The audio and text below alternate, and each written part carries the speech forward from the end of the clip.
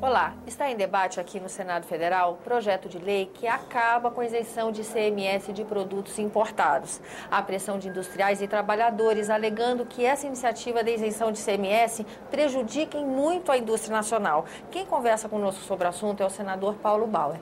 Senador, esse é um argumento que gera polêmica, né? Nós tivemos 2 dias de audiência pública conjunta na Comissão de Assuntos Econômicos e na Comissão de Constituição e Justiça aqui do Senado Federal. E a gente viu que essa isenção de ICMS, ela tem muitas verdades favoráveis e contrárias.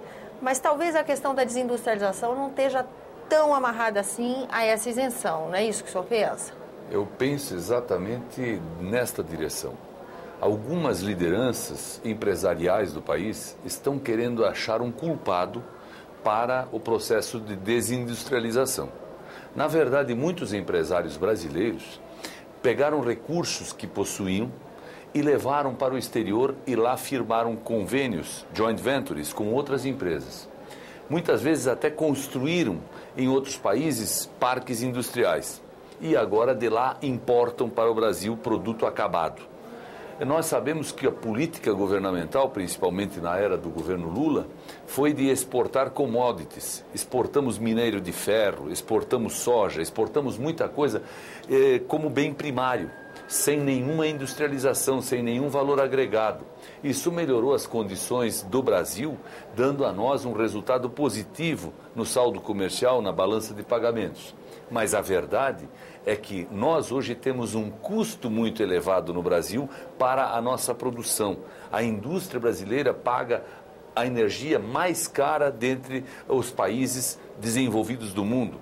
Nós temos o preço do gás quase que 3 vezes mais elevado do que se paga nos Estados Unidos, por exemplo. Nós temos uma carga tributária muito elevada, nós temos uma folha de pagamento muito onerada, nós temos, evidentemente, muitas questões que o governo não enfrentou no Brasil e que obrigaram os nossos empresários a buscar alternativas, ora levando investimentos para o exterior, ora importando matéria-prima.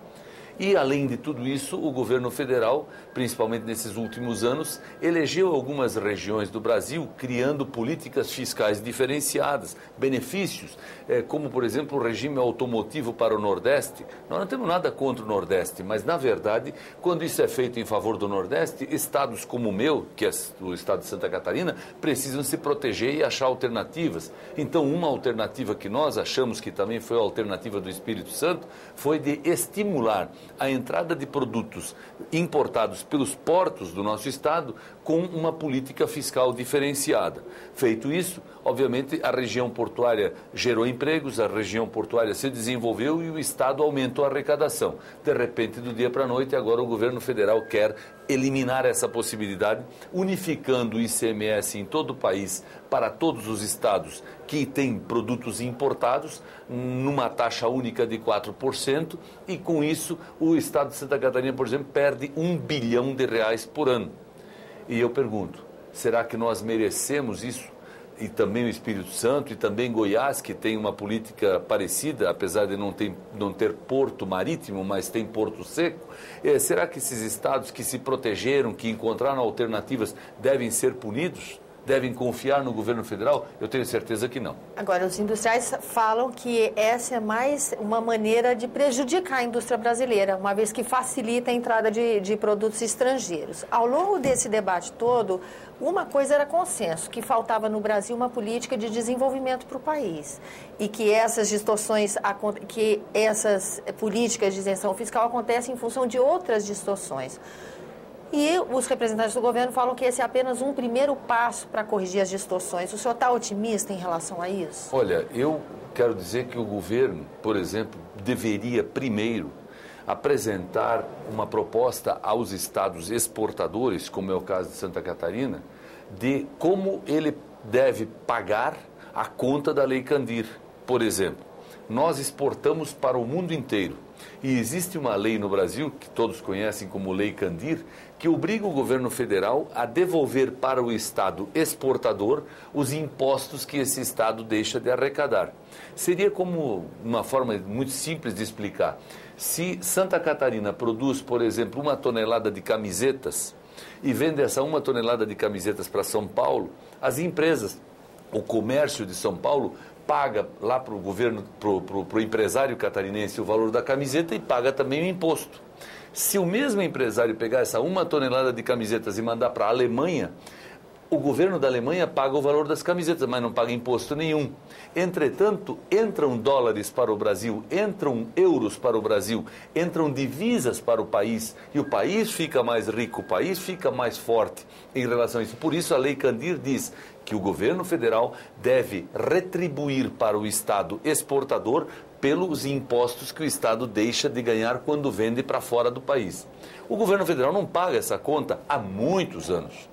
O governo de Santa Catarina tem bilhões a ver do governo federal e não recebe esses bilhões. Quer dizer, se o governo não faz a parte dele, como também, por exemplo, não termina a duplicação de uma rodovia de 120 quilômetros que está em obras há mais de 8 anos, como é a duplicação da BR-101 Sul, que liga Santa Catarina ao Rio Grande do Sul, como é que nós vamos confiar que agora, de repente, do dia para a noite, o governo federal vai fazer algo de bom para o nosso Estado? Na verdade, essa proposta que eles dizem ser a primeira, no meu ponto de vista, é a última. É a última porque depois dela não há proposta boa para o Estado. Qualquer proposta será para recuperar o prejuízo. Nós precisamos de uma proposta que avance e não de uma proposta que recupere. E eu tenho certeza absoluta, disse isso ao ministro Mantega, disse isso nas audiências públicas, que não se pode querer culpar os portos de Santa Catarina de serem os responsáveis pela desindustrialização.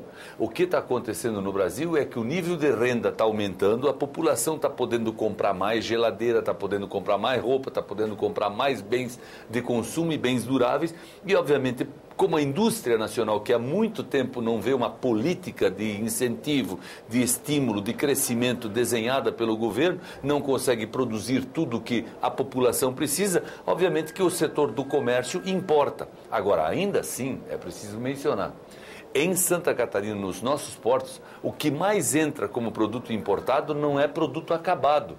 São máquinas, são produtos como matérias-primas que não tem no Brasil. Por exemplo, cobre. O Brasil não fabrica cobre, não explora cobre. Então, trazer o cobre de outros países para o Brasil é necessário. E apenas hoje o cobre está vindo pelo Porto de Santa Catarina com algum incentivo fiscal. Agora, vêm os milagreiros da economia e dizem que o cobre não deve mais entrar por Santa Catarina. Ou melhor, não deve mais ter o benefício fiscal. É evidente que se a indústria que precisa do cobre como matéria-prima estiver instalada em São Paulo, por exemplo, ela não vai mandar o navio descarregar em Santa Catarina para vir de lá até São Paulo de carro, de caminhão. Ele vai mandar o navio descarregar em Santos. E aquele emprego que nós temos no porto catarinense deixa de existir. Isso justificava por uma política de incentivo, e não vai mudar nada na indústria brasileira, porque a mesma quantidade de cobre continuará sendo importada. E, senador, esse debate que está mobilizando vários setores da sociedade, que trouxe para dentro do Senado todos esses recortes que essa situação impõe, o senhor acha que esse, então, vai ser um momento, há uma esperança de corrigir distorções?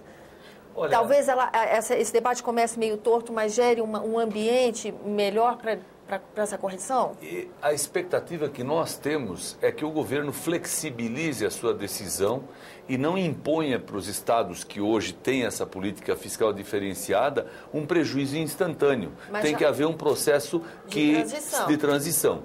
Nesse período da transição, obviamente que se poderiam discutir outras maneiras e outros assuntos e outras questões que beneficiassem a indústria, que permitissem que ela pudesse avançar, que os estados importadores pudessem compensar isso, mas sem depender de benesses do governo federal, de gentilezas do governo federal, mas que pudessem, evidentemente, ter mais desenvolvimento, como eu já disse, com redução de carga fiscal, com redução de encargos, com uma política cambial mais adequada, com infraestrutura adequada, que isso tudo impacta no custo da produção, no custo da indústria. Eu não tenho nenhuma dúvida de que nós precisaríamos, como se diz popularmente, fazer do couro sair a correia. Uhum. E o governo federal precisaria apenas demonstrar vontade política para isso, mas me parece que o governo está fixado na ideia de que, fazendo a guerra fiscal, ou melhor, a guerra dos portos, como eles